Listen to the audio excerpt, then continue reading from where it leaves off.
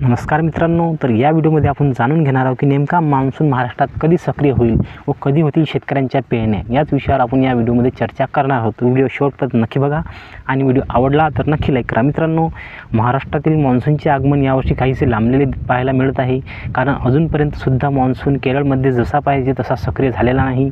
उद्या मान्सून हा केरळमध्ये बऱ्यापैकी सक्रिय होऊ शकतो आणि त्याची वाटचाल पुढील सुरू होऊ शकते। मित्रांनो, महाराष्ट्राच्या दिशेने म्हणजे 4 ते 14 जूनपर्यंत मान्सून हा महाराष्ट्रामध्ये येण्याची खूप शक्यता आहे मित्रांनो। आणि त्याच्यानंतर 15 ते 16 म्हणजे 2 दिवसानंतर संपूर्ण महाराष्ट्रात मान्सूनचा पाऊस सक्रिय होऊ शकतो।